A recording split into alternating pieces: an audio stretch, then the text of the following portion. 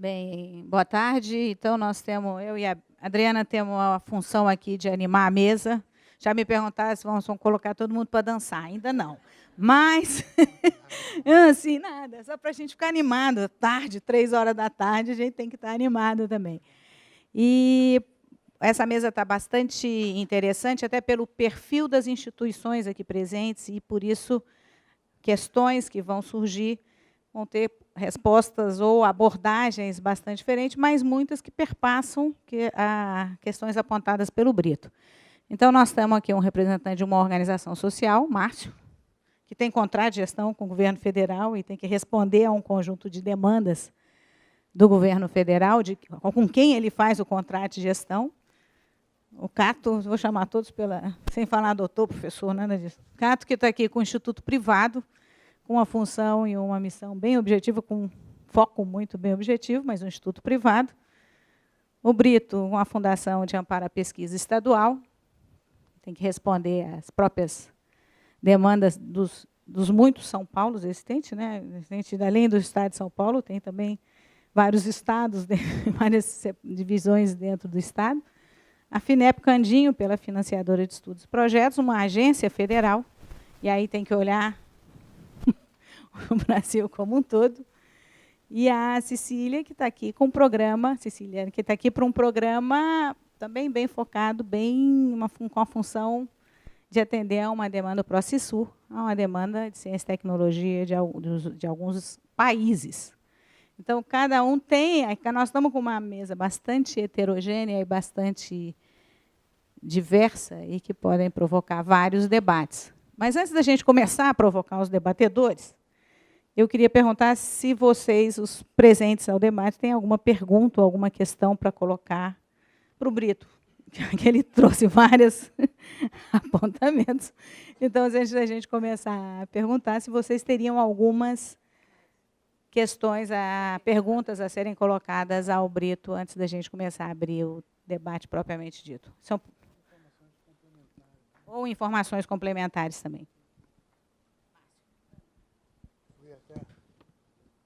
Um copinho d'água que tinha tomado um comprimido aqui, ficou entalado na garganta. Mas, antes de mais nada, agradecer novamente a possibilidade de estar aqui com vocês, debatendo esses temas que, exatamente como o Brito coloca, precisam ser debatidos em maior profundidade. Eu queria só acrescentar alguns aspectos que eu acho que, se não explicam, pelo menos ajudam a entender algumas das coisas que a gente tem vivenciado. Mas eu, de início, gostaria de dizer que eu gostei muito quando o Brito falou assim, por que esse país tenta ter tanta coisa que os outros nunca tiveram, né? E uma das possíveis explicações para isso, no meu modo de entender, é que está no campo das tensões. E uma das principais que nós sofremos são as tensões entre os modelos organizacionais. E, nesse sentido, o nosso sistema é ainda muito fundamentado em um modelo organizacional hierárquico. Manda mais, quem pode mais. E por isso que saem as políticas de gabinete, os programas de gabinete, etc., porque eu me invisto de um poder que é completamente diferente no modelo hierárquico de um modelo organizacional orientado a mercado ou de um modelo organizacional orientado à formação de redes, com objetivos comuns, ou como se verifica hoje com maior frequência de modelos organizacionais autorregulados. Então, no campo dos desafios da gestão da ciência e tecnologia no futuro, não somente as agências, mas os próprios atores que fazem ciência, que fazem tecnologia, que fazem inovação, devem se preocupar mais, não se preocupar mais, eles devem buscar mais espaços que fujam um pouco desse modelo hierárquico de organização da pesquisa. Em relação a isso, eu acho que é muito importante dizer também que quando a gente pendura, se ciência já é pela natureza da sua atividade, e dependendo do tema que você leve, um tema com complexidades diversas, cada vez mais crescentes, se tecnologia também tem seus desafios de gestão que nem sempre são tratados adequadamente no âmbito dos projetos específicos de desenvolvimento tecnológico, inovação traz uma complexidade bem maior. Nesse sentido, eu acho que não é perceptível com grande clareza o acoplamento dos sistemas de ciência e tecnologia. Eu nem gosto de chamar de sistema de ciência e tecnologia, vai naquela linha da um monte de país aí que está na liderança da ciência, da tecnologia e da inovação, não tem sistemas estruturados de forma hierárquica, é o acoplamento de sistemas políticos, sistemas sociais, sistemas legais, sistemas econômicos que interagem, né, formando uma espécie de metasistema onde a ciência, a tecnologia e a inovação está inserida. E não é, acredito, por outra razão que, eventualmente, até complementando alguns comentários do Brito, que a gente percebe que, às vezes, as questões partidárias se sobrepõem dentro do ambiente político, dentro do sistema político, sobrepõem a questões que, em princípio, não deveriam estar sendo tão afetadas por questões de natureza política, pura e simplesmente. Na questão social, ela se expressa de forma absolutamente diferenciada no nosso país, que ainda se encontra em níveis de desenvolvimento humano bastante baixos, comparados com outras sociedades que entendem, aceitam, até porque têm suas necessidades básicas, mas bem atendidas do que nós brasileiros temos. Então, essa tensão do social, do porquê, é muito interessante. Minha querida amiga Júnia, que na Amazônia, eu fiz uma das primeiras avaliações do trabalho do INPA com nosso querido Márcio Aires, pesquisador famoso na Amazônia, trabalhava com primatas na Amazônia, e um dos primeiros trabalhos que caiu na nossa mão para avaliar foi carrapato em cobra. Carrapato de cobra. Aí alguém pode perguntar, poxa, gente, com tantas dificuldades sociais, tantos problemas que nós temos no país, eu estou pegando dinheiro do CNPq para pagar um estudo sobre carrapato de cobra. Quero dizer que carrapato de cobra é um problema científico fantasticamente interessante. Pode dar margem a inovações em vários campos, inclusive na área de farmacologia e etc., desde que bem conduzido, por pessoas bem formadas, por cientistas que dominam o método científico e que estão orientados muito bem orientados a avançar o conhecimento. Até porque eu sou casado com uma carrapatóloga, e essa carrapatóloga me deu aula sobre a farmácia da interação patógeno-hospedeiro, no caso do carrapato do boi e o de tucuzo. Então, eu acho que essas tensões elas se manifestam pela falta de compreensão e gestão de que a ciência e tecnologia, que eventualmente, e a inovação que nós vamos estar fazendo, ela precisa diferenciar e cada ator entender que ele não tem todo o poder de tomada de decisão, como tão fortemente no nosso país se observa, particularmente nas instituições federais. Não vou dizer que nas estaduais sejam muito diferentes, mas é uma estrutura hierárquica muito pesada de tomada de decisão, às vezes até com efeitos muito deletérios sobre o sistema.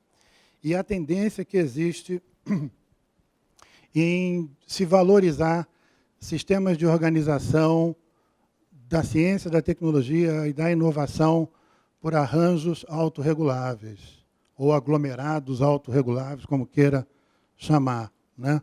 Em outras palavras, a questão da governança ela é deixada para os atores que estão se unindo em torno de consórcios, arranjos mais diversos, e o sistema de ciência e tecnologia não vê um pecado nessa questão, não vê nisso um problema. Ele se adapta a esse tipo de arranjo para que ele possa florescer, particularmente, dar de outra forma vida às questões tão badaladas de interação universidade-empresa, e outros aspectos que, concordo com o Brito, já acontecem há muito tempo.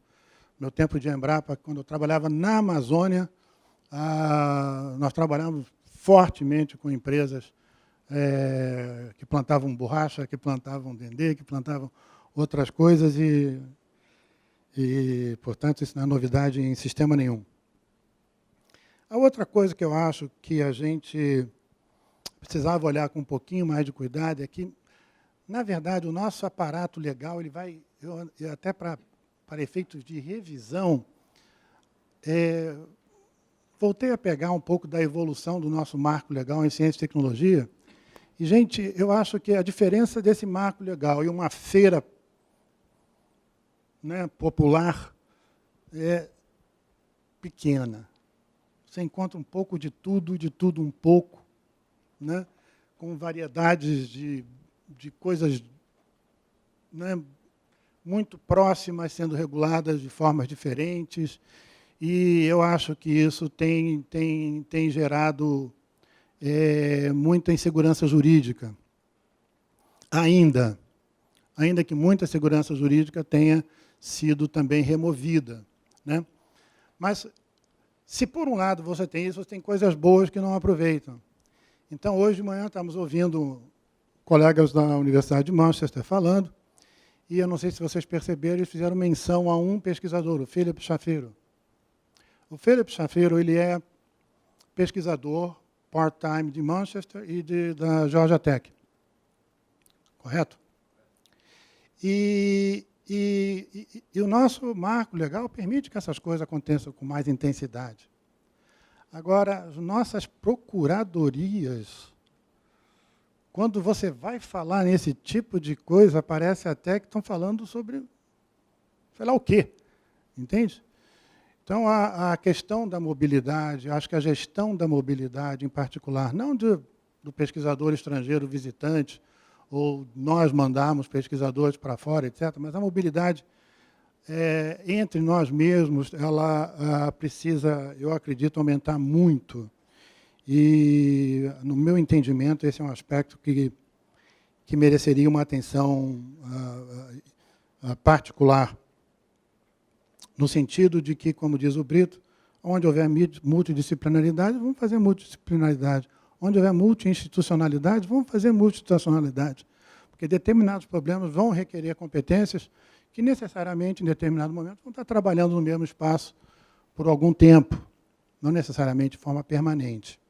E aí entra, não vou entrar em detalhes, de dificuldades grandes ligadas à formação de sociedade de propósito específico, que é, como o Brito diz, uma questão temporária, orientada à solução de problemas que não decola nesse país por uma série de dificuldades, inclusive de avaliação de assets, né? Tem que fundamentar bem essas coisas. Para terminar e não me alongar muito nesses comentários, eu acho que um dos grandes desafios realmente, por mais comum que isso agora já comece a se tornar, é de permitir que a capacidade analítica e interpretativa do especialista seja acelerada. E aí não tem outro jeito que não lidar com algum tipo de automação à luz da quantidade de dados, de informações de diferentes naturezas, constituídos de diferentes estruturas que existem à disposição em diversas línguas no mundo. Então, nós temos feito um investimento bastante importante, não para dizer que, olha só que legal esses números aqui, e você deve tomar uma decisão nessa ou naquela direção. É para pintar retratos, o melhor que a gente puder pintar, no sentido de chamar o especialista, chamar pessoas muito bem situadas em suas áreas, com grande capacidade de análise e de interpretação de dados para orientar políticas públicas em qualquer modelo de organização, seja ele hierárquico, seja ele orientado a mercado, portanto, em cima de bases de trocas de natureza monetária, em redes ou em sistemas autorregulados. Eu acho que, no meu entendimento, assim, em linhas muito gerais, Esses me parecem ser os desafios, os grandes desafios, por onde eu acho que nós temos que caminhar com passos mais firmes que não permitam grandes retrocessos, idas e vindas dentro do nosso sistema. É isso. Não é para contar piada nem cantar, né? Pode, você pode contar uma piada. Mas então deixa para a próxima. Você conta daqui a pouco, na próxima rodada. Então, nesse aspecto, assim, seguindo já, o Márcio colocou mais questões aqui para discussão.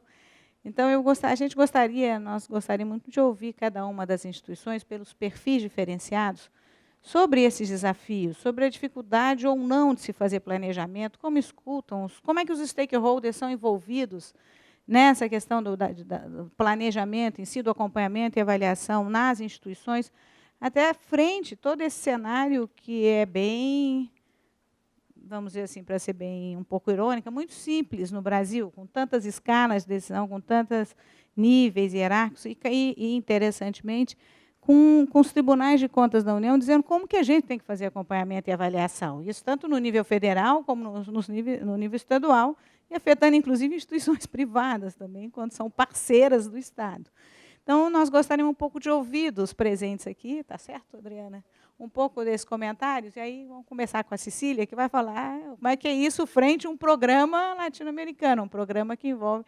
E aí a complexidade aumenta, porque cada país tem os seus modelos, suas instituições, e essas outras questões com envolvimento internacional. E a gente depois faz uma rodada. Só vou acrescentar um ponto aqui na questão da Ana Lúcia. Quer dizer, eu acho que tem um ponto que, como dar conta, né, nesse movimento de tensão, de dar conta de oportunidades emergentes que acontecem no meio do ciclo de planejamento. Então, como as instituições lidam também com esses aspectos? Acho que valeria a pena colocar isso também. Tá bom. Boa tarde, pessoal. Primeiro, eu quero agradecer muito, eu estou muito feliz de ter voltado para aqui, de rever meus amigos e de ter a oportunidade de compartilhar com vocês minha experiência agora de trabalho, depois de ter voltado do doutorado aqui no Brasil. Então, só para vocês entenderem um pouquinho, o Procissur ele é um programa cooperativo, que é um convênio de cooperação que tem todos os institutos de pesquisa agropecuária do Conesul e o ICA, que é um organismo internacional de cooperação para a agricultura. É um programa que ele existe há 35 anos já.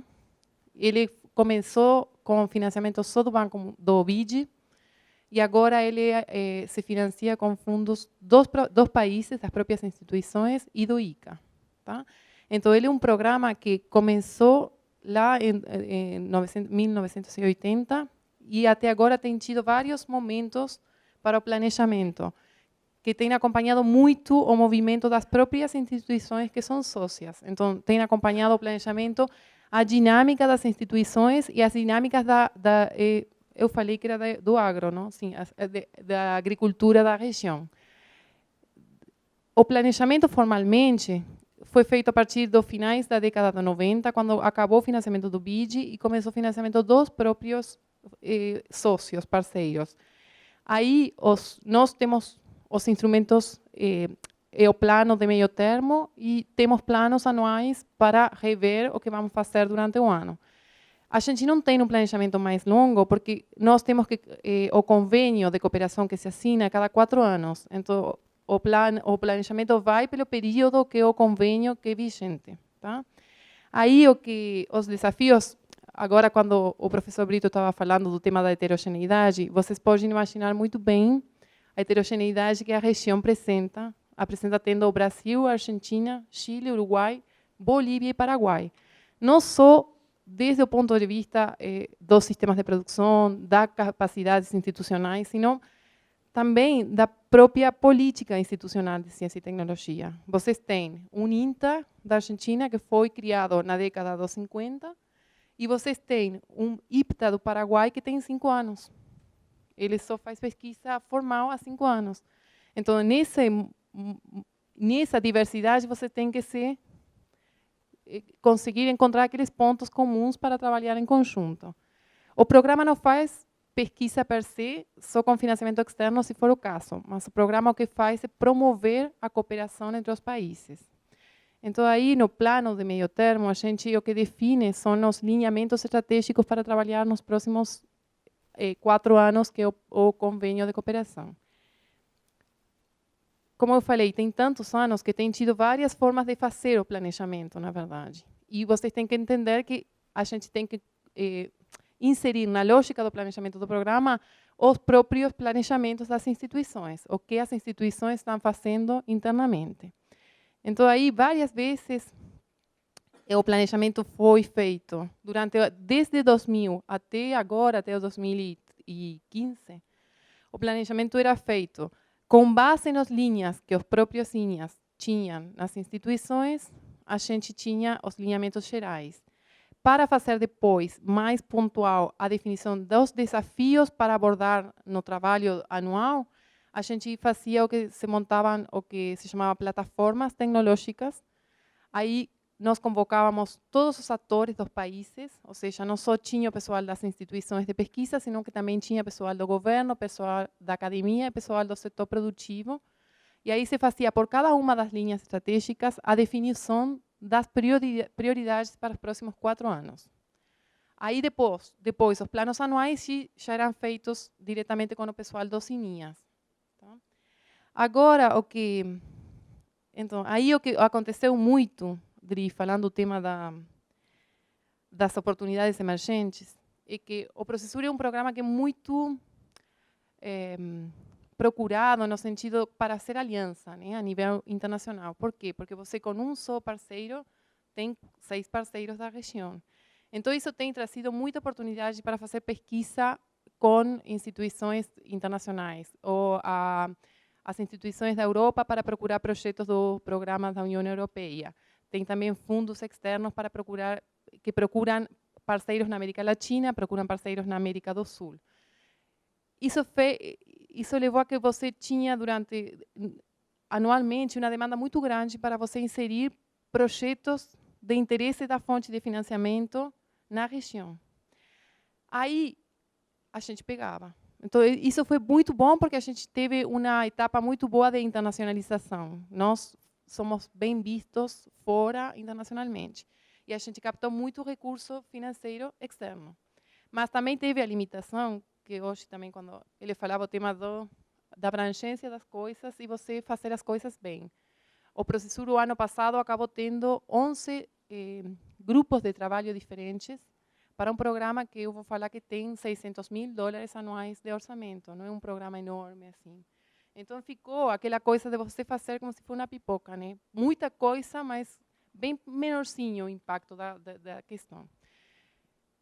Quando a gente vai renovar convênio, nós temos sempre que fazer uma avaliação externa. Então, cada 4 anos é feita a avaliação.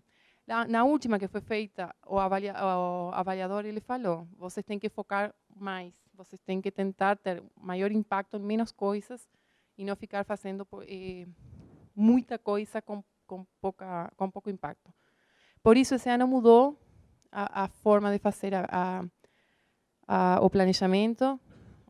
Nós fizemos, durante todo esse ano agora, o plano de meio termo do Processur. Foi feito com meio top-down no início, depois bottom-up, porque na primeira linha, aproveitando que a maioria dos INEAs estavam fazendo o próprio planejamento estratégico, a gente não fez prospecção. Não fez nada específico de prospecção para fazer o planejamento. Nós só fizemos pegar as grandes linhas e acordar entre os 6 países quais eram as prioridades para a região. Focando nessa coisa de tentemos trabalhar em áreas onde trabalhar como região agrega valor ao que a cada está fazendo individualmente no país. Aí foi a comissão diretiva, nós temos organograma muito básico, tem uma comissão diretiva que é cada presidente do INEA que forma parte do Processur, depois tem uma secretaria executiva e tem uma instância que é uma instância de nível de assessoramento institucional e técnico, que trabalha muito de perto com a Secretaria Executiva, e depois tem o que se chama, o nome é Mesa País, que é a instância do Processur regional no país. Então, aí se convocam todos os diretores de programas dos INEAs, os chefes de estações e demais, e com eles a gente trabalha mais também de perto em algumas instâncias.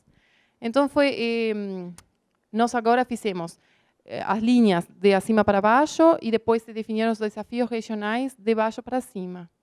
E agora estamos aprovando isso e já o plano do trabalho para o próximo ano. Mas a gente vai ter que ter muito cuidado. Tem o desafio da heterogeneidade, que tem que ser inserida, tem muita especificidade dos países. E você tem que atender países com demandas mais básicas e outros que têm necessidades maiores. E depois temos o desafio também ia falar do quê? Bom. Não, de você pegar muita coisa, sabe? De você ficar, por ficar em todos os temas, você ficar com aquela coisa de pouco impacto em coisa pequena.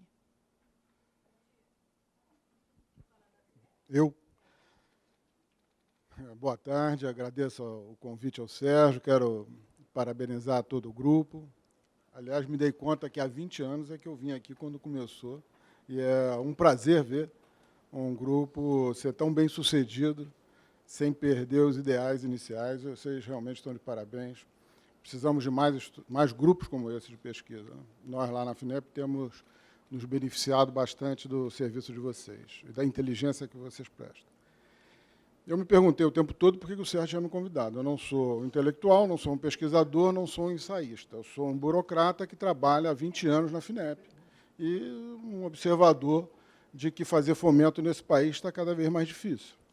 Então, eu vou pedir desculpa a vocês, mas eu vou ser muito objetivo e direto com o que eu pude observar nesses 30 anos que já estou lá. Se faz fomento pior do que se fazia quando eu entrei na FINEP. Se fazia muito melhor do que se faz hoje. E com menos dinheiro. Com muito mais inteligência e com muito mais preparo também. Se fazia muito melhor o fomento que se fazia hoje. Não vou ficar contando os projetos que tem, mas são inúmeros os projetos, mas queria dizer para vocês o seguinte: nós apoiávamos sistemas de apoio à inovação tecnológica. Não é o sistema burocrático, formal das instituições, mas para que uma tecnologia ocorresse, um sistema, uma estruturação de um sistema, é preciso que ocorra. E isso a gente fazia. Fazia tanto com as redes, com as normas, com os padrões de pesquisa, com a certificação, corria atrás de tudo que era atividade de P&D, ou atividade de inovação.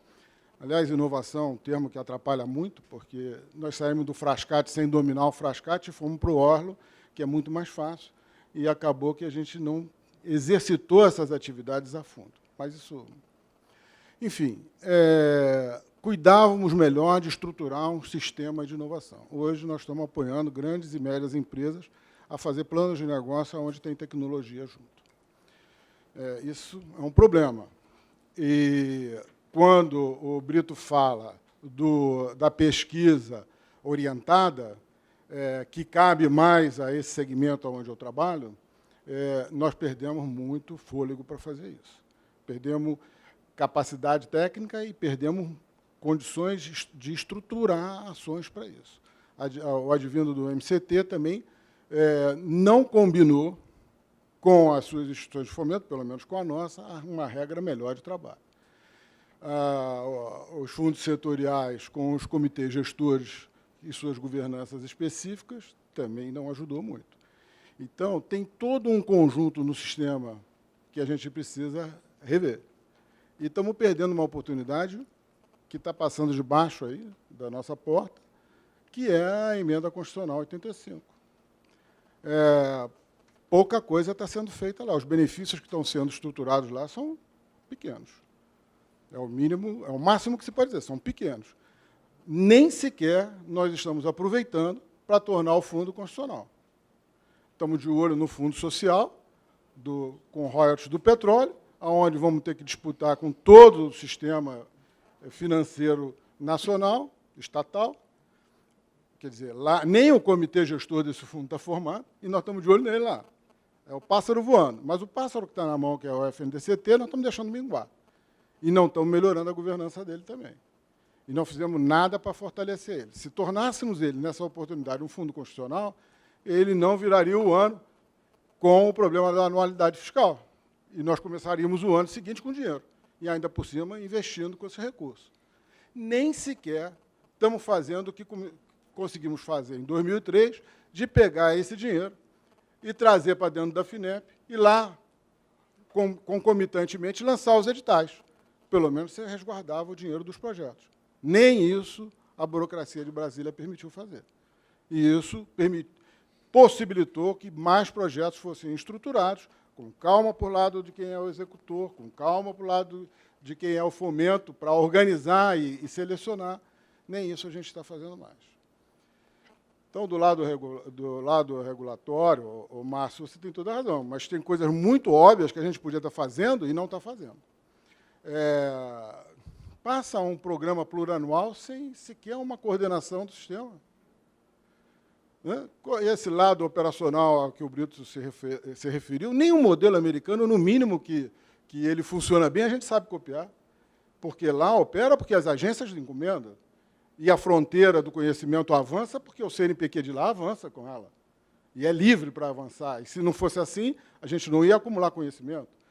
Mas o lado que é tecnológico, que as agências comandam, a gente nem isso sabe copiar. Mas podia copiar, mesmo com os instrumentos que tem. Nós temos subvenção econômica e os ministérios finalísticos e os órgãos finalísticos fazem compras. Podem comprar tecnologia que não existe. Basta combinar a subvenção econômica com uma primeira fase. E aquelas que dão certo, os ministérios, com os editais de compra, junto com o MCT e a FINEP, têm, naqueles selecionados, os contratos que garantiriam o financiamento da própria FINEP. Nem isso a gente consegue articular. Então, como operador desse sistema, que há 30 anos, não estou falando pela FINEP, estou falando um burocrata aqui que trabalha nesse planejamento há muito tempo e que vê a luz aí da sua saída do sistema para a aposentadoria com tristeza o que está acontecendo. Não trago nenhuma palavra animadora para vocês me desculpem, numa festa dessa, mas talvez possa deixar um depoimento aqui de que alguma coisa pode ser feita mesmo sem grandes revoluções. Né? Obrigado. Acho que eu cato, né? Eu já falei, deixa eu cato. Bom, boa tarde a todos. Sérgio, obrigado pelo convite. É um privilégio para a gente estar aqui. Eu não sei se todo mundo aqui sabe quem que é Instituto Eldorado. Então, eu vou pedir licença para comentar em 3 minutos o que é esse bicho. O Instituto Eldorado é uma organização com fins não econômicos, né, uma organização privada, nós fomos apresentados assim, focada em pesquisa e desenvolvimento, principalmente em informática e telecomunicações. Na verdade, nós começamos pelas telecomunicações, fomos para a informática e estamos derivando para outras. A nossa fonte de recursos são exclusivamente os projetos que a gente negocia com empresas. Nós não temos nenhuma fonte garantida de recursos, em hipótese alguma. E essas empresas são majoritariamente usuárias da lei de informática no Brasil. Então, existe uma lei, né, no Brasil, que talvez todos conheçam, que é a lei de informática, em que empresas que realizam P&D no Brasil e fabricam no Brasil, elas têm um benefício fiscal e, em troca disso, elas se comprometem a fazer um investimento da ordem de 4% da receita, da sua receita em P&D. Esses 4% são distribuídos numa pizza meio complicada, tem uma parte que ela pode usar internamente, tem uma parte que ela pode realizar com qualquer instituição credenciada no Brasil, uma terceira parte, a instituição, além de ser credenciada, tem que estar no Norte, Nordeste ou Centro-Oeste, uma outra parte, além de estar lá no Norte, Nordeste, Centro-Oeste, ela tem que ser pública, e, finalmente, tem uma fatiazinha que tem que ir para o FNDCT. O Eldorado briga pela segunda fatia e, com a nossa instalação de Brasília, a gente briga pela terceira também. A gente, hoje, é responsável por qualquer coisa entre 20% e 25% dos recursos que passam pela lei de informática no Brasil. A gente tem convênio com cerca de 50 empresas e a gente faz coisa de 150 projetos por ano. Temos 800 pessoas, das quais umas 700, 720 em atividade fim. Estamos em 3 instalações, a gente tem uma instalação maior aqui em Campinas, aqui na diagonal do IC 3,5, né, subindo na rua que sobe para a Facamp. Tem uma instalação em Brasília e outra em Porto Alegre. A gente existe há 16 anos e eu estou no Eldorado praticamente desde o início. Ele começou em março de 99, eu cheguei lá em dezembro de 99 com a missão de diversificar as fontes de recursos. Naquela ocasião, a Motorola, que eram as Motorolas, que foram as nossas fundadoras, eram praticamente exclusivas no uso dos recursos do Instituto e elas não queriam essa posição, né? Então, o Eldorado se propôs, ao longo desses 15 anos, diversificar essa carteira e chegamos aí às 50 empresas que eu mencionei para vocês. Os nossos números estão publicados, a gente tem balanço auditado sempre por uma das 4 grandes publicadas. Se vocês pegarem o anuário Informática hoje, a gente aparece entre as 200 maiores empresas de informática do Brasil. Se você pegar o anuário Telecom, você vai ver o Eldorado entre as 100 maiores empresas de telecom no Brasil. Nós estamos entre as 150 melhores empresas para trabalhar na Você SA Exame.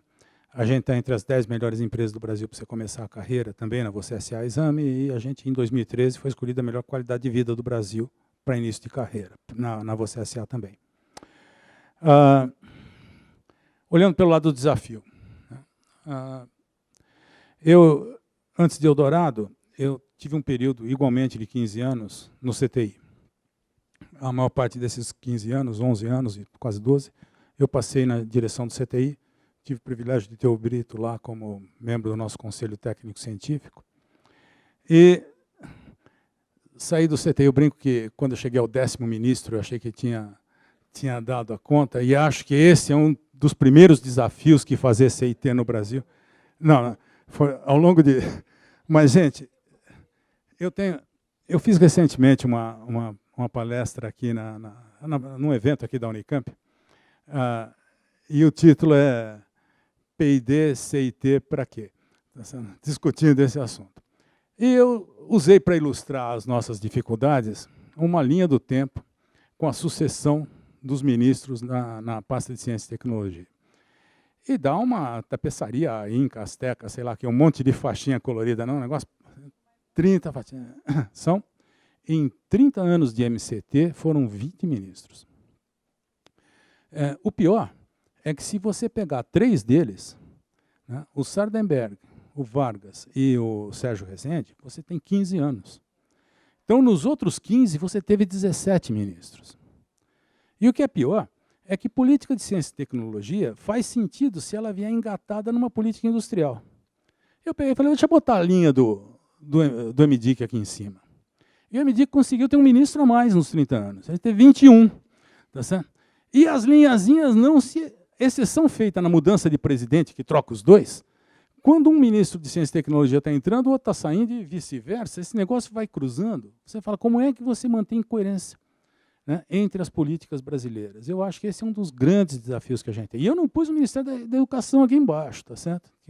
Para ver como é que essa coisa fica. Então, acho um problema muito sério a gente não conseguir ter estabilidade suficiente na liderança do país para poder pensar coisas que são essencialmente de longo prazo, né? Então, a visibilidade, né, a expectativa de vida de qualquer pessoa que entre num órgão desses, nessas funções que são mais rotativas, é de um prazo tão curto que eu não consigo imaginar esse sujeito tendo calma, tempo para entender o que já aconteceu e para propor coisas novas, pensando que essa é uma política que vai durar os próximos 5, 10, 15, 20 anos, que é o que precisaria ser.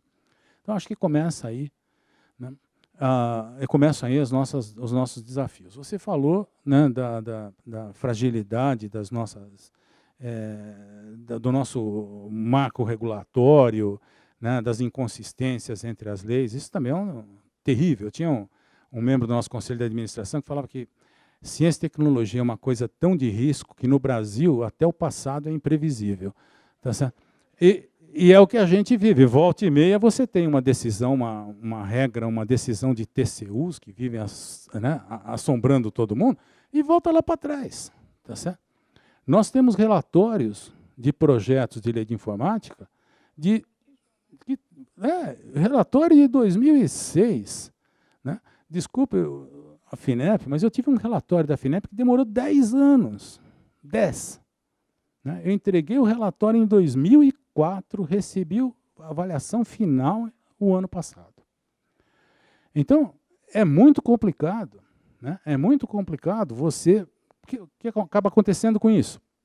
O administrador público e mesmo o privado, ele vai para a área de conforto, né? Você não consegue pegar uma pessoa num ministério em sã consciência que se arrisque a fazer um movimento mais arrojado pelo risco que ele vai sofrer de ser mal interpretado por um tribunal que não o conhece, que não entende o que ele está fazendo e que tem um poder de caneta feroz em cima dele. Então, isso gera um ambiente de incerteza, né, que turva o cenário para a gente, né, complica a vida. Foi perguntado como é que você, num ambiente desse, como é que você planeja e como é que você reage às oportunidades. Então, disse a vocês, a grande proporção dos nossos recursos vem de projetos de empresas.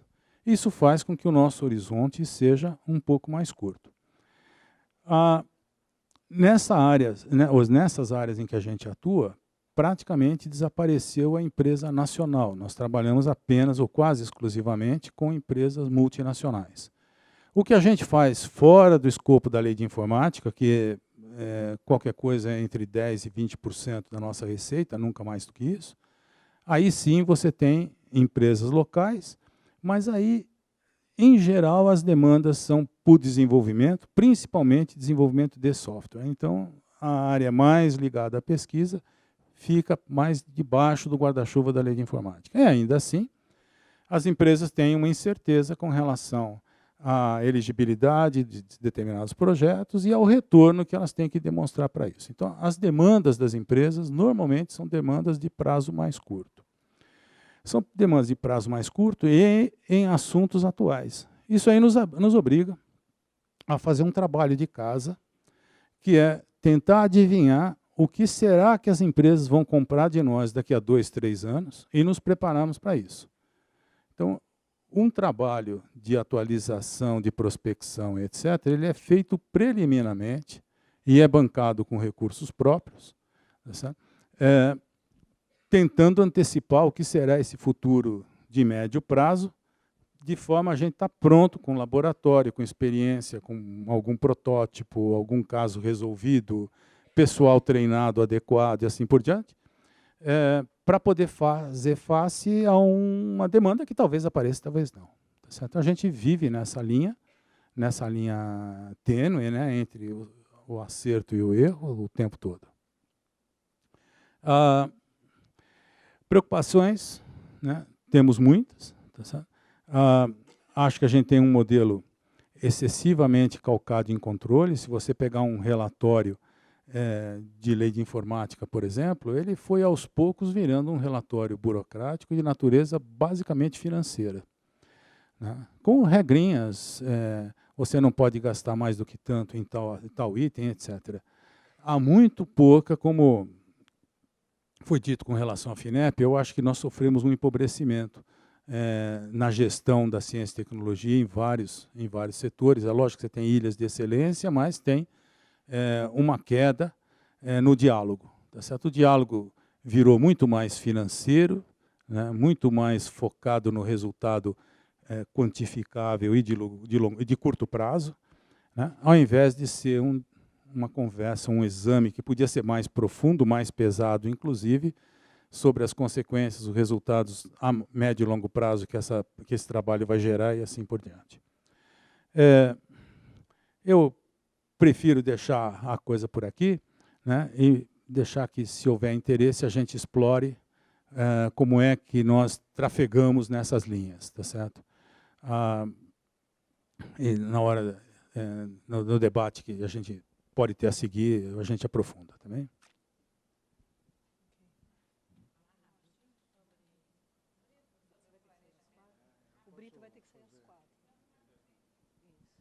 Isso, eu só pedi aqui para fazer um comentário breve sobre como a gente vê, do ponto de vista da FAPESP, porque eu preciso pedir desculpa a vocês, eu preciso sair daqui às 4 horas, porque eu tenho que estar numa outra coisa em São Paulo às 18 horas. Então, a coisa é assim, do ponto de vista de planejamento das atividades, na FAPESP, a FAPESP é uma organização que tem razoável autonomia para fazer isso, para fazer de verdade, porque toda organização tem, mas uma coisa é planejar, outra coisa é fazer o que você planejou, certo? Mas como a FAPESP tem uma receita de recursos que é garantida pela Constituição e que, com relação à qual o governo do Estado de São Paulo cumpre o que está na Constituição, então a FAPESP planeja com o dinheiro que tem, com o dinheiro que sabe que vai ter e faz as coisas. Então, tem coisa que a gente planeja para fazer por 10 anos, tem coisa que a gente planeja fazer por 15 anos. E, nesse processo, a gente tem margem quase que total para fazer revisões, ajustes, etc. Esse planejamento, em geral, ele é feito pela interação entre algumas organizações ou algumas instâncias da FAPESP. Tem um conselho superior, tem a diretoria científica inclui o que a gente chama coordenações de área, que são mais de 100 pesquisadores de várias instituições em São Paulo, que toda semana vão pelo menos um dia na FAPESP. Então, nessas conversações, se discute o planejamento também, além de outras coisas do dia a dia do funcionamento. E, por outro lado, a FAPESP, sabendo e reconhecendo que tem autonomia garantida pela Constituição, e sabendo que autonomia não significa independência do resto do país, a FAPESP cuida intensamente de ter um relacionamento com a Assembleia Legislativa e com o governo do Estado e com as secretarias de governo. Então, é uma coisa que a gente faz, quer dizer, não é que a Assembleia convoca a FAPESP para ir lá, a gente telefona lá e fala, ó, a gente quer ir na Assembleia contar como é que estão indo as coisas desse semestre. E aí, no outro semestre, faz de novo e faz essa discussão. E aí a gente ouve e aprende coisas nesses vários lugares. Uma coisa, por exemplo, que eu aprendi ali é que, muito frequentemente, as demandas que vêm de lugares fora da comunidade científica, elas vêm contendo duas coisas. Contendo uma coisa que é qual que é a demanda e outra coisa que é como que a gente deveria atender.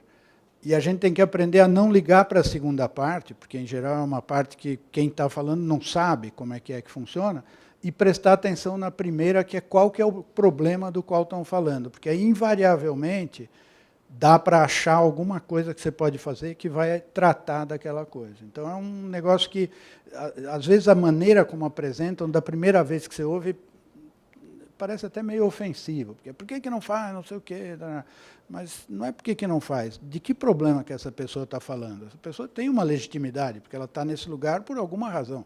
Então, qual é o problema? Aí, quando você pensa no problema, você acha jeito de tratar. Muitos programas da FAPESP foram criados desse jeito. Por exemplo, um programa que a FAPESP tem sobre pesquisa em políticas públicas, a gente criou ouvindo demanda da Secretaria de Trabalho do Estado de São Paulo, que, num certo momento, perguntava para nós por que a gente não podia empregar mais gente, porque tinha um problema de desemprego.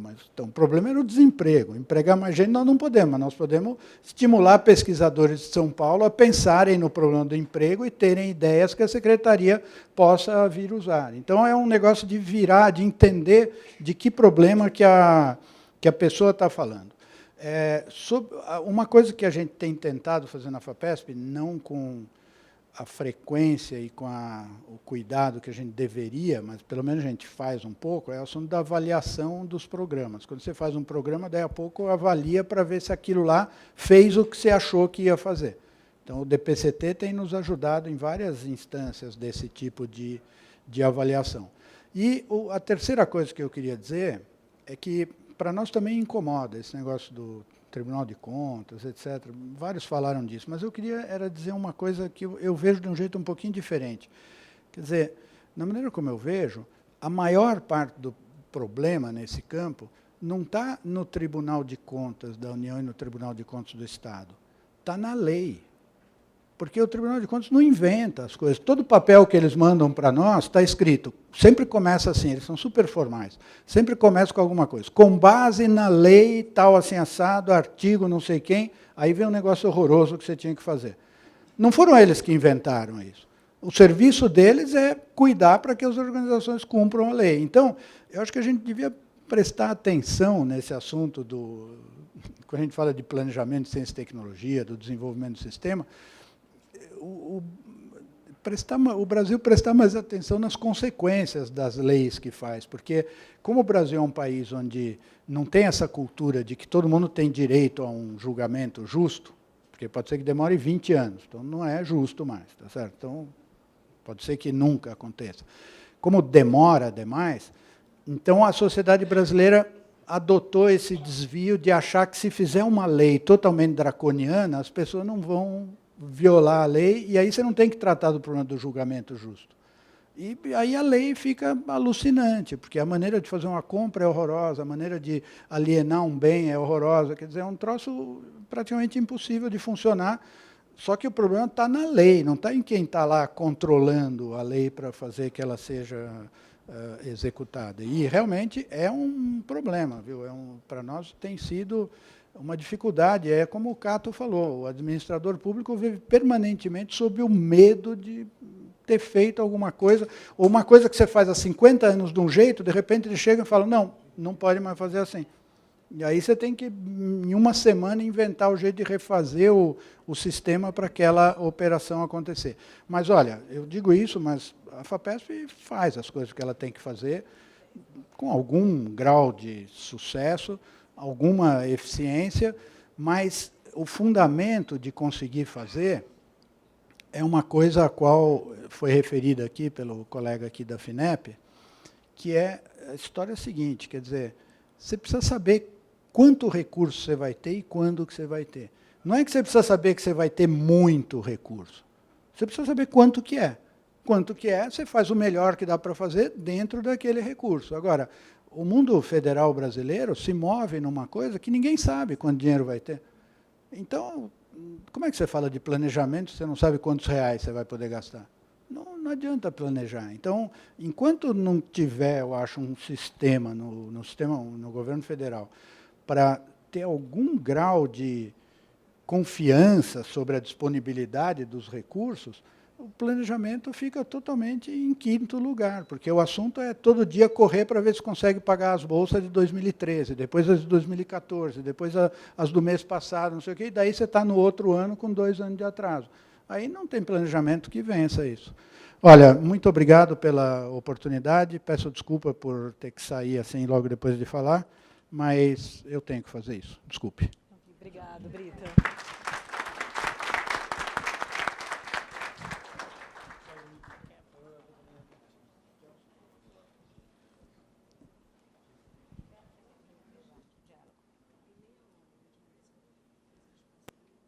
Márcio, quer fazer algum comentário?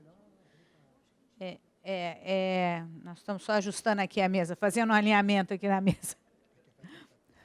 Quem vai contar a piada, o Márcio está aqui. Assim, vamos ver quem... Olha, na verdade é o seguinte, o cenário todo colocado, exceto ProCisul, vamos assim dizer, não é dos melhores. Eu estava fazendo a conta aqui dos 20 ministros, né, Cato, que você falou? Eu acho que eu trabalhei com 16. Então, nos 30 anos da área de ciência e tecnologia.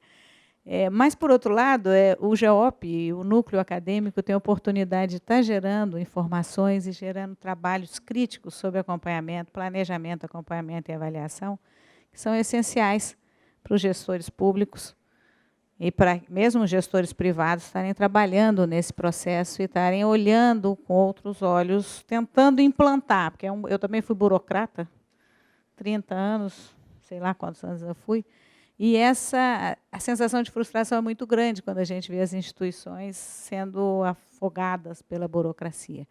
Mas, acima de tudo, o GEOP, num ambiente como esse que nós estamos, em que é possível discutir, gerar, e apontar, e estudar, e olhar os programas durante a sua execução, ou as políticas durante a sua execução, e propor correções, mesmo que não sejam implementadas, é muito rico para os gestores que estão lá do outro lado no processo de aprendizado. Então, tudo que foi colocado aqui tem sido uma realidade. O Brito falou sobre a ótica de São Paulo, mas vários estados têm o mesmo problema do federal. Eles nunca sabem com quanto eles começam o ano, as fundações de amparo à pesquisa, nem com quanto terminam. E com problemas de oscilações políticas muito maiores do que existente no estado de São Paulo. cuja interferência político-partidária, muitas vezes, nas fundações de amparo à pesquisa, é muito forte. Então, essa também é uma realidade que dificulta mais ainda um cenário de gestão e de política de ciência e tecnologia, no planejamento de ciência e tecnologia nesse país. Mas não cabe a mim aqui, cabe a mim só animar o debate, mas eu não resisti a fazer esse comentário. E nós vamos abrir para questões, comentários e questões. Nós acertamos aqui que nós vamos abrir para questões, comentários e sugestões da plateia. E a gente teria uns 30, 35 minutos para aproveitar a presença de representantes, de pessoas, das pessoas que estão aqui com uma experiência e perfis bastante diferenciados e que hoje fazem parte, e são instituições que estão no sistema e contribuem para a evolução do sistema, para o planejamento, o CGE, com a geração de vários documentos de acompanhamento e avaliação de políticas públicas, o Eldorado, com todo o processo contado aqui pelo Cato nessa área tão específica, a FINEP, desde 74, né? 67, e o ProCisur com... Pois é, e é lá o ProCisur que tem bem lembrado, duplicar por 6, porque não é só Brasil, e tentar fazer uma linha de planejamento, de implantação de políticas. Quando você olha assim, linearmente, $600 mil ano dividido por 6, $100 mil por país, o que não representa muita coisa, mas que serve como impulsionador de políticas de ciência e tecnologia no agronegócio nos nossos países.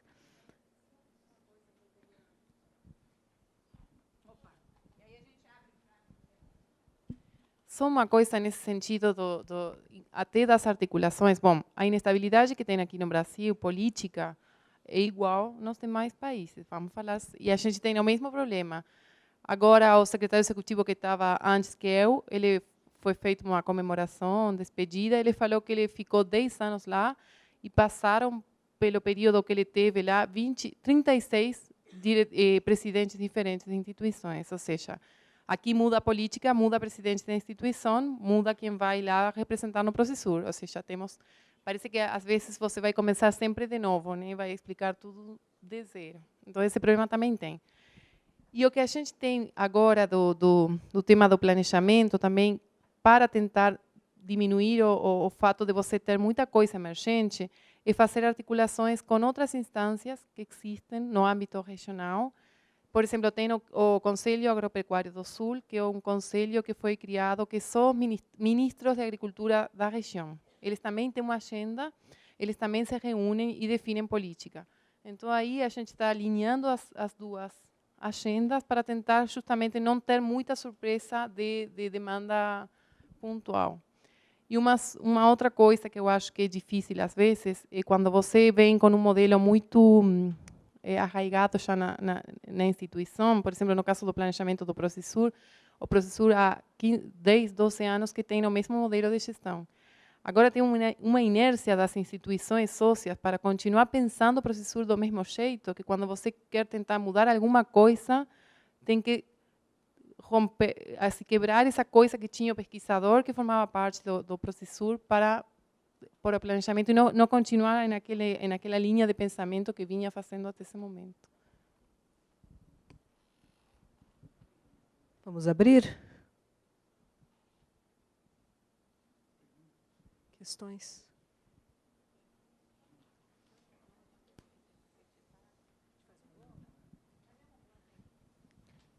A gente não pode sair daqui, com os 20 anos do triste, e estimular, né? Tem que...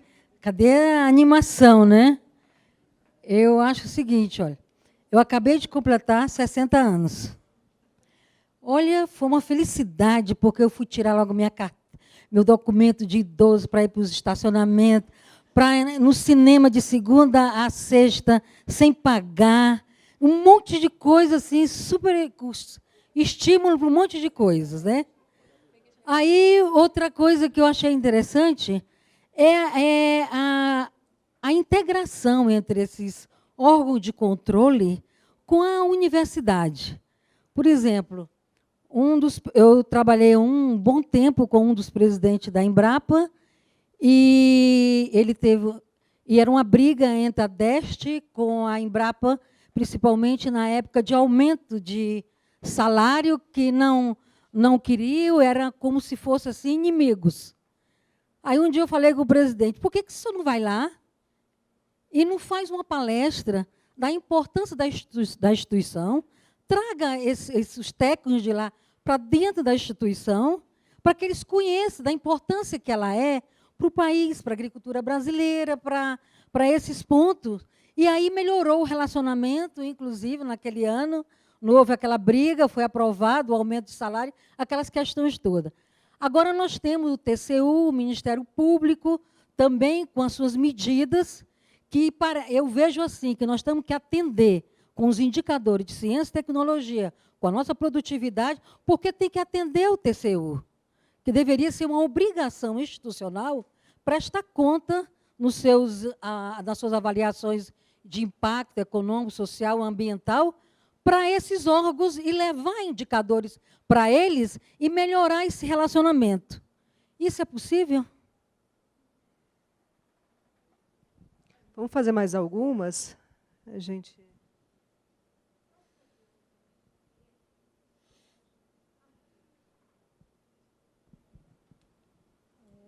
A minha pergunta vai aqui para o Candinho da FINEP. Me instiga um pouco o teu comentário no horário do almoço. A gente também comentou um pouco sobre o atual direcionamento, digamos, das ações da FINEP.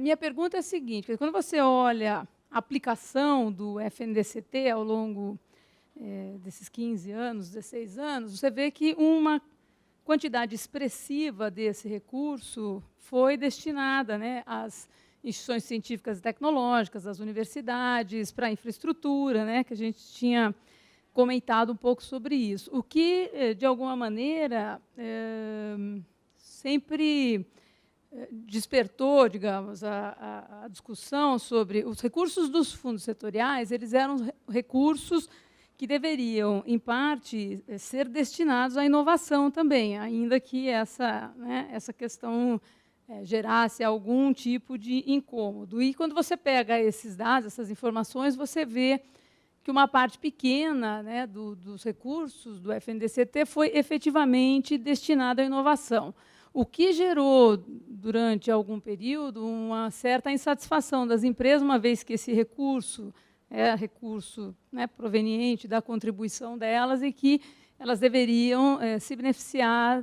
Enfim, estou simplificando um pouquinho, mas seria isso. Haveria uma repartição, digamos, desse recurso entre as instituições, as empresas, e, preferencialmente, uma parte desse recurso seria destinada a projetos de interesse conjunto, em que as empresas poderiam se beneficiar, digamos, de parte do conhecimento gerado, né, dentro dessas instituições, e, com isso, melhorar a sua competitividade, etc. Então, eu penso assim que esse mote está meio dentro da discussão que o Brito fez, está no âmbito das tensões, né, porque você tem uma demanda, inclusive já havia uma demanda represada da própria comunidade científica, lá no final dos anos 90, em função de toda a crise que a gente enfrentou, né, nos últimos 20 anos, lá, década de 70, 80, você tinha uma demanda represada das ICTs para melhorar, inclusive, a sua infraestrutura e para projetos que haviam sido aprovados e não teriam sido pagos, enfim. Então, quando esse dinheiro veio, essa tensão se manifestou, obviamente. Você tinha lá uma demanda reprimida, né, da área científica, e tinha esse novo ator, que era a empresa, que também foi citado como um futuro beneficiário desse recurso. Então, eu entendo assim que o que aconteceu, obviamente, que nos últimos anos o governo direcionou, né, a FINEP direcionou esse recurso, atendeu, digamos, à pressão das empresas, né, de também participarem desse bolo de alguma maneira. Então, eu vejo assim, queria te perguntar, né, na tua visão, como parte, né, dessa instituição e da tua experiência, quer dizer, seria essa uma repartição, digamos,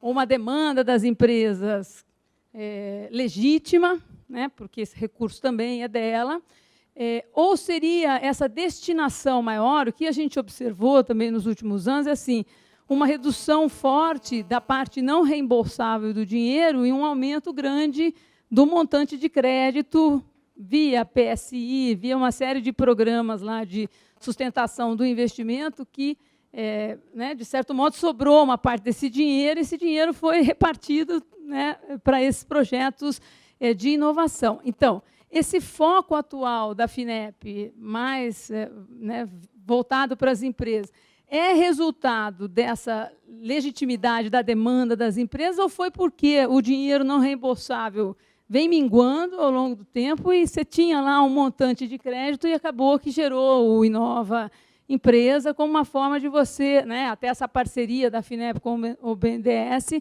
para poder alocar de uma forma, digamos, mais clara ou mais benéfica, benéfica, não sei se esse é o termo, mas uma forma mais precisa, esse recurso. Esse direcionamento está relacionado com essa desproporção dos recursos ou teria a ver com essa repartição da demanda, digamos, e atendendo aí parte essa pressão das empresas? A gente faz mais essa e aí passa para responder.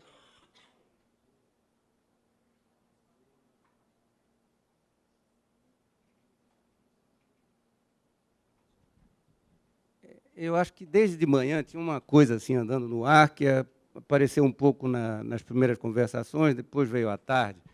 Começa lá na história de por que a gente faz pesquisa, depois por que a gente avalia, ou como avalia, por que organiza. E, de certa forma, a gente vê por muitas questões colocadas, historicamente, a gente sempre coloca assim, a comunidade científica, né, a comunidade tecnológica, né, há um certo distanciamento do restante da sociedade. Eu acho que isso apareceu em um ou dois momentos, a necessidade de haver, de fato, um reconhecimento da sociedade, mas aí eu vou mais longe. Será que também não tem que a comunidade procurar estabelecer essa agenda comum com a sociedade e o governo, até para você falar uma linguagem comum que, eventualmente, os órgãos de controle, etc., vão fazer? Talvez até a época da guerra, ou logo depois da Segunda Guerra, a ciência era um grande mecenato. E aí, seja um mecenato privado, um mecenato público, ele começou a ser institucionalizado como uma função de governo. Provavelmente depois da guerra você criou toda essa sistemática que passa até pela construção de indicadores, essa coisa toda. Muito bem. Como é que foi construído esse contrato social que levou a determinadas prioridades dos Estados Unidos? E quando a gente começou a montar o sistema brasileiro, estava muito claro, quer dizer, o projeto de construção de ciência e tecnologia no Brasil, a partir de 65, ele estava montado numa perspectiva de desenvolvimento do país para atingir um patamar. O que quer que isso significasse? Mas você tinha coisas muito palpáveis, né? Então, assim, quando eu comecei a trabalhar na Telebrás, isso foi em 81, a gente tinha muito claro os desafios que a gente tinha para colocar, e isso era capaz de mobilizar universidades, empresas, órgãos do governo, políticas, etc. Os diversos atores estavam unidos. Que agenda nós temos hoje para retomar esse objetivo, grandes objetivos de longo prazo, para que você possa mobilizar a sociedade para garantir os recursos, para votar os orçamentos, para que os órgãos de controle compreendam melhor essa função da ciência e da tecnologia? Eu acho que esse é um debate que a gente vai ter que passar em algum momento. Quer dizer, qual é o significado para o país, né, de programas de ciência e tecnologia? Onde é que a gente quer chegar dentro de um projeto de país? Então, eu acho que isso esteve no ar em vários momentos, mas acho que a gente não trouxe essa dimensão. Então, se a mesa puder, de alguma maneira, retomar, acho que seria interessante. Quem quer começar?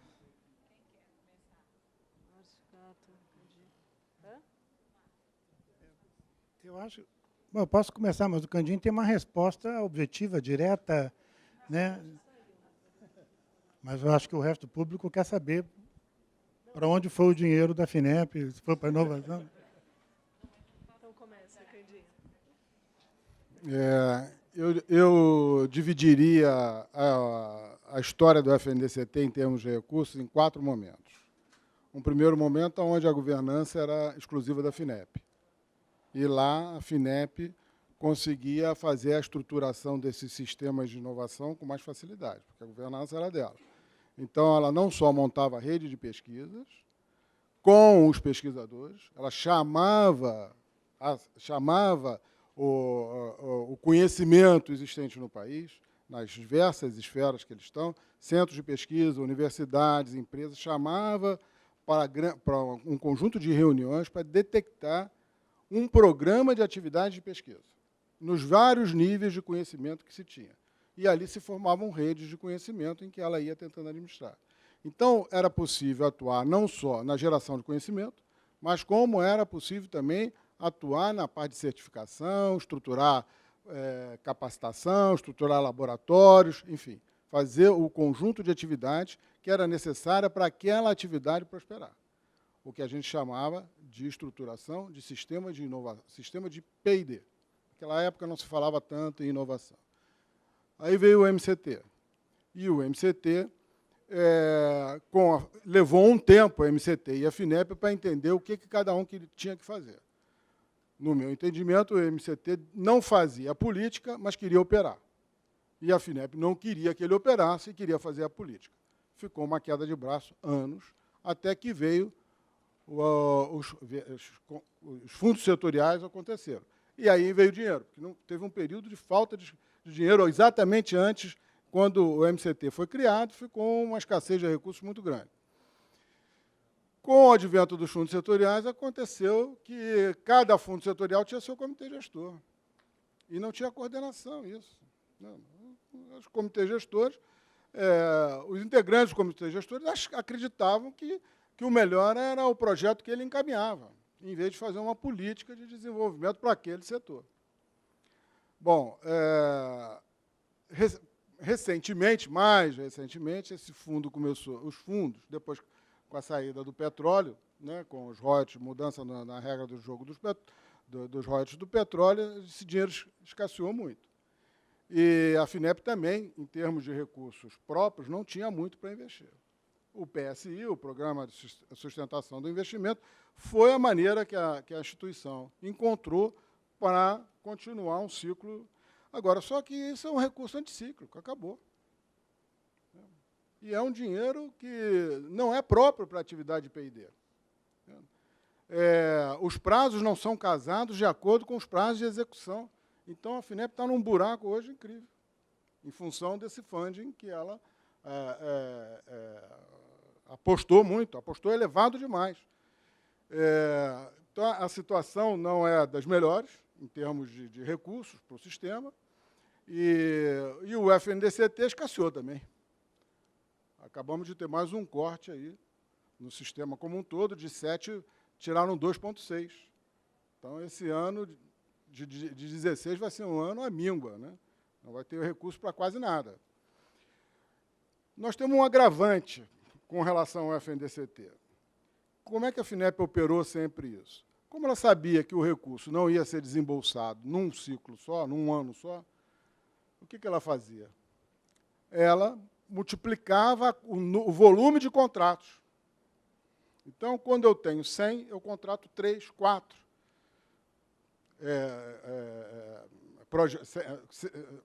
Se eu tenho dinheiro para contratar 100 projetos, como eu não vou desembolsar tudo no ano, eu conto com o orçamento do ano seguinte e contrato 200 projetos ou 300 projetos. Quando vem a crise, arrebenta tudo. Arrebenta tudo. Não tem atividade que se mantenha desse jeito. Então, o que o Brito falou aqui era o que a FINEP tinha que ter, que o federal tem que ter dinheiro constitucional para fazer P&D e contratar aquele projeto com o recurso reservado para a execução dele. Não dá para fazer milagre com essas coisas, porque você acaba desmontando as equipes.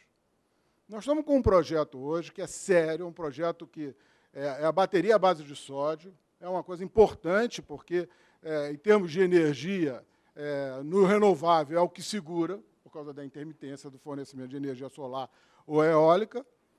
Estamos com um grupo de pesquisa aqui em Itaipu e uma parte na Suíça. Nós conseguimos furar os coreanos e os americanos que queriam esse grupo trabalhando com eles, do professor Dustman. O cara trabalha com a gente há 2 anos, acabou o dinheiro, não tem mais dinheiro.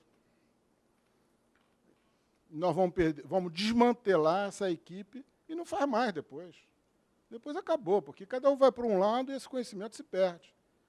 Eu fico sem dormir toda vez que me lembro dessa situação. Mas por quê? Porque a gente que é ser ganancioso demais, que é trabalhar em todas as frentes e não dá. Ou se tem estratégia, e estratégia é exclusão, você tem que deixar algumas coisas de lado, onde você não tem tanta vantagem para seguir, ou então não vai fazer nunca ciência e tecnologia nesse país, não vai fazer inovação.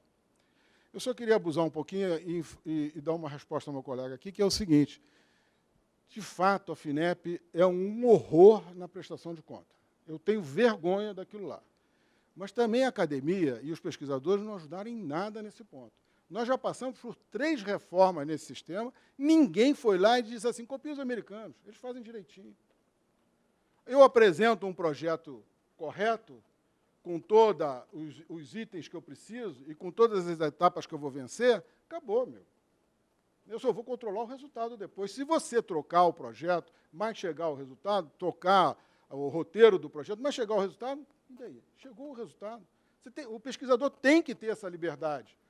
O que não pode é fazer malversação de recursos. Não. Aí sim, aí ele tem que ter, antes ter tido um compromisso de dizendo o que foi feito. Se teve algum desvio, aí presta conta. Mas é simples fazer. Só que nós fizemos 3 reformas, fizemos um regulamento no FNDCT, no Conselho de Defesa, e não aproveitamos. O problema é a lei, como o Brito falou, o problema é a lei, não é o CGU.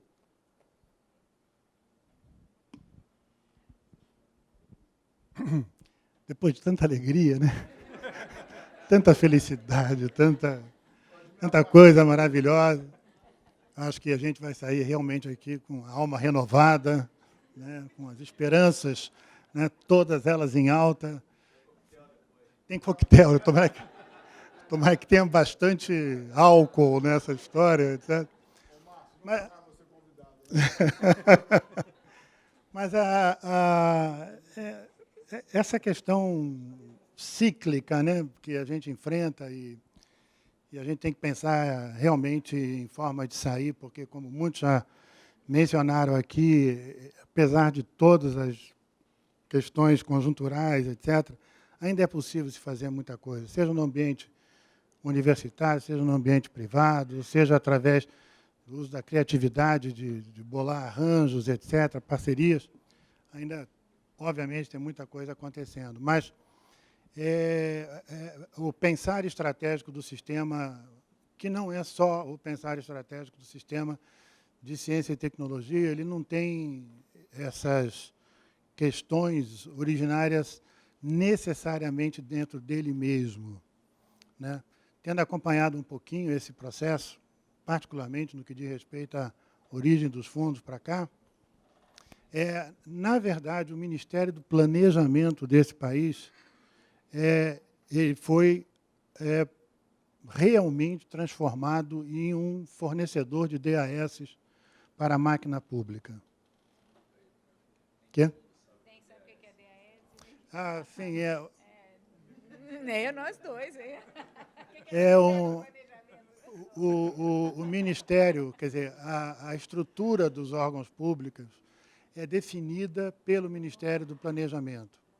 E os cargos em comissão, né, que são chamados DAS, de cargos de confiança dentro da máquina pública, são definidos em quantidade para cada instituição pública pelo Ministério do Planejamento.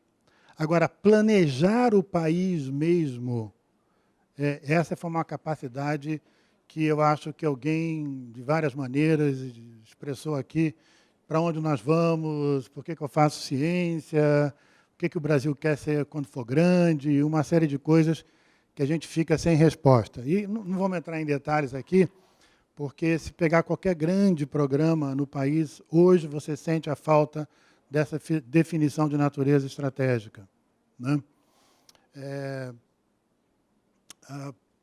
Para onde nós queremos ir com o nosso programa espacial brasileiro? Para a Lua, né? Não sei para onde. Realmente é um problema que os atores desses grandes programas de natureza estratégica não têm hoje colocados de forma muito clara por uma visão de país, de Estado, né? E só para complementar um pouquinho. Eu discordo um pouquinho essa questão do TCU e CGU, sabe? Que eles estão cumprindo a lei. Então, sim, eles começam lá de acordo com a lei e tal, etc., por favor, e tudo mais, papapá. Mas o que está no infralegal é pura criatividade dos órgãos de controle. Vale, sim, uma visita, explicar como é que você funciona, por que você funciona de alguma maneira. Viu, Júnior? Isso vale muito. Mas é impressionante como mesmo as equipes mais jovens dos órgãos de controle são criativos em criar, no infralegal, um número de óbices absolutamente contraditório a qualquer perspectiva de atuação por resultado. Se eu tiver que contabilizar, como a gente contabiliza, o tempo que nós gastamos para responder perguntas para os órgãos de controle, que não tem absolutamente nada a ver com o que a gente faz, esse número é alto, tá? Posso dizer que ele é bastante alto em termos de gastos de pessoal envolvidos com essa questão. E por que eu estou falando isso? Porque eu já fui dirigente de uma instituição internacional também. E conheço razoavelmente como é que funciona um pouco sistemas parecidos, como o nosso TCU, num país como a China, por exemplo. Que, claro, tem um sistema político completamente diferente, etc. Mas uma coisa que você não ouve dos órgãos de controle nesse país é valor do dinheiro gasto. Value for money. A escola chinesa de auditoria é value for money. Não quero saber exatamente como é que você fez, etc. e tudo mais. Eu quero saber a eficiência com que você chegou a um determinado resultado. O principal órgão de auditoria americano, ele tem dado pelo Congresso autonomia. E, pasmem, ele tem, dentro do órgão de controle, uma estrutura de prospecção tecnológica para avaliar value for money. Não sei se você conhece, Sérgio. O GAO, sim, mas o órgão, mas dentro dele ele tem uma estrutura, o GAO tem uma estrutura de prospecção tecnológica para que seus auditores saibam, ao auditar uma instituição de ciência e tecnologia, conversar sobre resultados, sobre atividades, etc. Portanto, assim, sim, eles têm que cumprir a lei, mas eles exageram, viu? Posso garantir que eles exageram um pouco nesse processo e a gente perde muita energia e muito dinheiro nessa questão. Isso um dia vai ter que ser resolvido. Para não ficar no vazio, Júnior, e rindo, a gente terminar o dia todo feliz, né? O CGE, para quem não conhece, é uma instituição pequena, foi criada por ocasião da criação dos fundos setoriais, dentro de um processo de modernização da ciência brasileira, etc., que trabalhava com várias questões de natureza organizacional, com questões ligadas a aumento da escala de financiamento, né, a bandeira da inovação, que era, né, sacudida vez por outra em algumas das reuniões dos fundos setoriais. Mas é uma instituição que, essencialmente, em torno dos seus trabalhos, mobiliza a inteligência dos brasileiros e dos não brasileiros, em torno de questões estratégicas. Portanto, uma parte substantiva do nosso dinheiro é um dinheiro que a gente usa para contratar instituições parceiras, como o GEOP, ou instituições na Inglaterra, ou seja lá onde for, África do Sul, Canadá, Estados Unidos, aonde. Temos trabalhos em colaboração com a Rússia, com a Rand Corporation nos Estados Unidos, etc. Portanto, a gente gasta muito com passagens e diárias. A auditoria feita no CGE há um mês atrás fez uma pergunta. Dê-me todas as despesas de diárias e passagens que vocês gastaram. Todas, sem exceção. Cerca de 2.000, 3.000, 4.000, quando tem conferência nacional, 7, 8. Né? Aí eu pergunto para vocês, está na lei? Está lá na lei do que rege o TCU ou o CGU? Né? Então, eu acho que a operação do nosso sistema tem algumas dificuldades ainda bastante grandes para rodar de uma forma um pouquinho mais fluida, mais eficiente, não é? Sem entrar em detalhes agora em outras dificuldades, para quem faz pesquisa de laboratório ou para quem faz pesquisa de campo, né? Cujas perguntas mudam, porque eu vi agora, eu digo o seguinte, quantos litros de óleo diesel você gastou? Eu acho isso fantástico do ponto de vista de auditoria, entendeu? Eu digo lá 1830, quem é que vai dizer que foi 1740? Ninguém. Mas eu sou obrigado a dizer lá que eu gastei 1830. Então, nós temos conversado muito com o TCU, nós temos feito várias conversas com a CGU, no sentido de criar mecanismos que permitam a ciência e tecnologia, pela sua natureza, né, ter um tratamento um pouquinho diferenciado de uma auditoria de quem compra geladeira, ou seja lá o que for. Ciência e tecnologia tem características próprias e precisa ser tratado como tal, preferencialmente por value for money, né? Questões de confiança e gestão interna precisam ser levadas em consideração. A Ana falou, em alguns casos eles querem dizer o seguinte, explique-me por que você contratou o consultor A ou o consultor B. Isso é trabalho do órgão de controle? Justifique a contratação do pesquisador tal. Isso é trabalho de órgão de controle? Então, é difícil hoje você, entendeu? É difícil hoje você não sentir um pouco as dores de como esse sistema hoje roda, prestando atenção em coisas que têm menos valor do que aquelas que normalmente nós deveríamos dar um pouquinho mais de valor. Agora, a piada... Fica por vinho. Não, eu só quero dizer, então, não é piada não, mas só quero dizer aquela coisa, acho que todo mundo conhece, tão velho que é, né?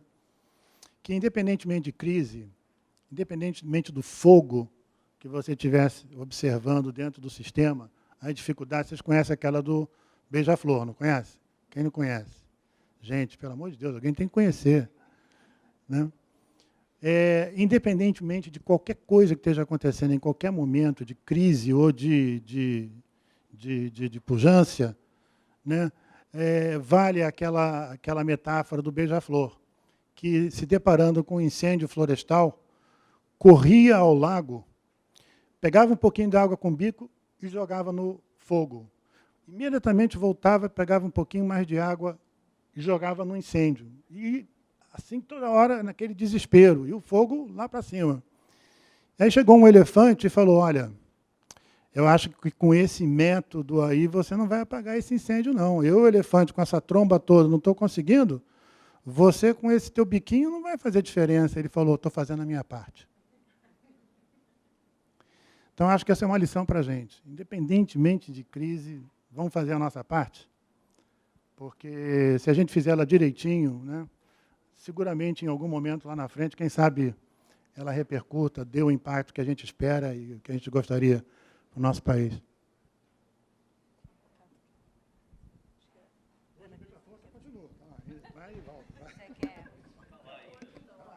Bem, eu endosso as palavras do Márcio e digo o seguinte, a gente não tem que perder a esperança, não. É porque o tempo país também está muito bom para a gente estar nesse clima, né? E, acima de tudo, o seguinte, o diálogo é possível, nós tivemos experiência de trazer, como a Embrapa fez, a CGU, e é um diálogo bastante complexo, mas a gente trouxe essa experiência de mostrar o que é ciência e tecnologia.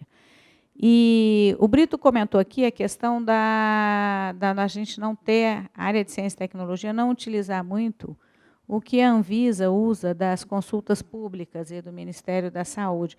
Eu acho que talvez pela gente não ter a prática de usar essa consulta, mas pelo fato de fazer conferências nacionais de ciência e tecnologia. da qual a última estava com 4 ou 5 mil pessoas de diferentes áreas, instituições, diferentes stakeholders. E como tem um prazo já, a última conferência, quando foi, Márcia, a última conferência de Ciência e Tecnologia, 2010, já tem 5 anos. E, de repente, num momento adequado, ou não sei qual é o prazo, voltar a esse processo, porque é uma forma muito construtiva, inclusive, de rediscutir. A gente não vai poder continuar apostando em tudo, nós vamos ter que definir realmente prioridades. Todas as instituições aqui presentes têm missão e objetivos. Então, isso está dado. Agora, muitas vezes a gente consegue, pelas circunstâncias, acabamos desvirtuando e saindo um pouco do foco. Eu pergunto se a gente tem espaço, talvez, mais para uma pergunta. E, assim, nós temos que sair aqui eu preciso sair no máximo 15 para 5. E eu queria saber como é que é beija-flor em castelhano. Pica-flor. Pica, pero es pica-flor, ¿no? Pica-gata. Não, só para dizer que eu falei dos desafios que tem no Procesur como programa regional de heterogeneidade, mas, na verdade, esse ano, que foi o processo de planejamento que nós fizemos, foi muito rico, a gente conseguiu chegar nesse planejamento, a gente teve uma participação muito boa dos países, teve mais de 150 pessoas envolvidas na decisão das linhas, e nós chegamos depois a uma instância de decisão regional, que também foi feita com metodologia que a gente faz no FGEOP. Então, assim, eu acho que você pode ter desafios, mas pode tornar os desafios como coisa muito positiva. E a gente tem bastante articulação. Eu estou bem empolgada com o desafio que eu tenho para frente de levar o plano para cima. Então, eu acho que, às vezes, você pode tornar esses desafios como uma coisa para você fazer melhor o trabalho para conseguir.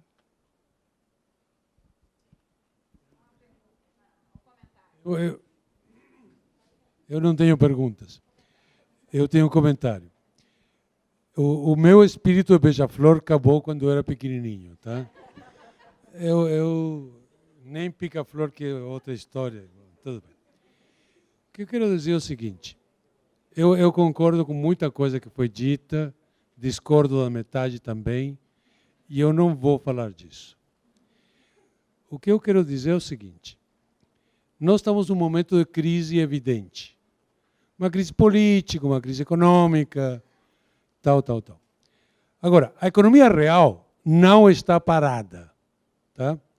Quem disser isso não está olhando o fato que as montadoras estão exportando, porque a exportação depende, entre outras coisas, do valor do dólar. Tá? Não depende tanto da tecnologia. A grana pública está essencialmente zerada para a ciência e tecnologia e vai ficar pior no ano 2016. E, portanto, o problema é complexo.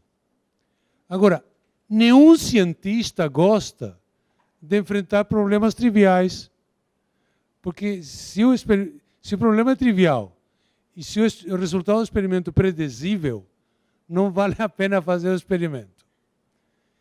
Então, o que eu estou dizendo é o seguinte, nesse momento, a gente tem problemas seríssimos pela frente que têm que ser encarados como qualquer problema científico, como um problema a ser resolvido, como um desafio. E um dos desafios, apesar de tudo que foi dito, é o seguinte, o Brasil nunca esteve preparado para um momento que tinha dinheiro. Porque no momento que tinha dinheiro, tinha que correr para gastar. Tá? E se tinha que correr para gastar, em geral, se gasta mal. Nós temos a oportunidade de pensar o que vai acontecer quando tenha dinheiro.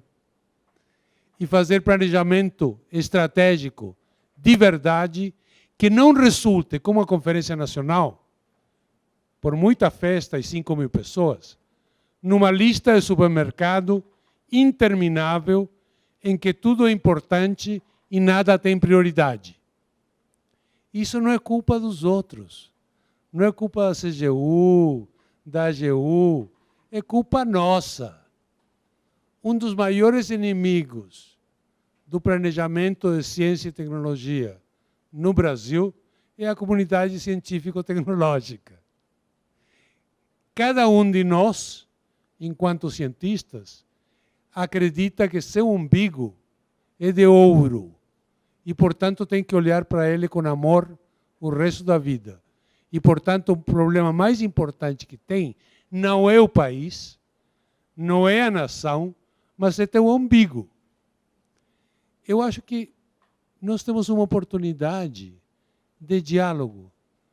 Nós temos uma oportunidade de pensar, se a gente está no Brasil, olhar para o Brasil, coisa que dificilmente se faz, pensar o que é prioridade. Energia nuclear é prioridade? Não sei. Mas certamente segurança alimentar é prioridade. Certamente segurança cibernética é prioridade. Certamente segurança energética é prioridade. Será que é muito difícil? Se nós tivéssemos cheio de grana, ninguém estaria pensando nisso. Todo mundo estaria pensando em como colocar mais um diamante no seu umbigo. Tá? Eu acho que temos uma oportunidade ímpar de agir como comunidade nacional e pensar, primeiro, que a crise é uma situação passageira. Vai passar. Segundo, que temos que voltar a pensar, como algum dia se fez, no país, para ter um pensamento de ciência e tecnologia nacional. Porque ninguém vai fazer isso pela comunidade. E se fizerem isso pela comunidade, vai sair errado. Porque vai ser uma imposição burocrática de cima para baixo. Eu não sou um otimista irresponsável, eu sou um cientista, e eu acho que temos uma oportunidade real de planejar, sim, fora das conferências nacionais, nada contra bater papo, tudo bem, ouvir todo mundo. Agora, se vamos sair de novo com uma lista de supermercado em que vai desde palito de dente até fralda, sem nenhuma priorização, eu estou fora disso. A comunicação com a sociedade, a recuperação da capacidade da comunidade de planejar nacionalmente é uma oportunidade única. E só vamos conseguir enquanto não tenha muita grana. Porque na hora que tiver, todo mundo vai correr para gastar. Muito obrigado, Arnaldo. Você está de pleno acordo e é hora, inclusive, das instituições se repensarem nesse momento também, não só a comunidade, e a comunidade aumentar o diálogo com a sociedade também. A forma como vai ser, eu não sei. Mas nós já estamos no caminho para o encerramento. Só dizer para ver se a gente consegue realmente terminar rindo. Estou tentando, mas não consigo. Nessa conferência que você falou que saiu essa sopa de letrinhas que você fez menção, o CGE, que foi chamado a apoiar o Ministério da Ciência e Tecnologia na sua organização, organizou um pequeno jantar, talvez parecido com esse coquetel que você vai oferecer aqui para os participantes. Só que o fornecedor do nosso jantar, você que está no nosso conselho sabe, né? O fornecedor do nosso jantar escreveu assim, um banquete, em vez de um jantar. Perdemos no plenário do TCU. Então, durmam com essa e até a próxima vista. Né? Agradecer a todos da mesa. A gente vai encerrar para fazer agora o encerramento do evento. Eu anotei aqui, só para a gente fechar, 5 palavras que eu acho que resumem, não vou explicá-las, porque a gente tem que realmente fechar a mesa, mas, assim, do desafio do planejamento. Né? A gente precisa lidar, a gente precisa ter liberdade e autonomia, quer dizer, porque a gente está falando de descobrir, né? Lembrando da primeira fala do Brito, mas a gente precisa priorizar, como bem colocou o Hernan, o Candinho, enfim, os outros da mesa. A gente precisa de coordenação, a gente precisa de participação e a gente precisa, talvez menos controle e mais acompanhamento e avaliação. E eu acho que esses são os pontos que resumem aqui os nossos grandes desafios. Então, muito obrigada a todos.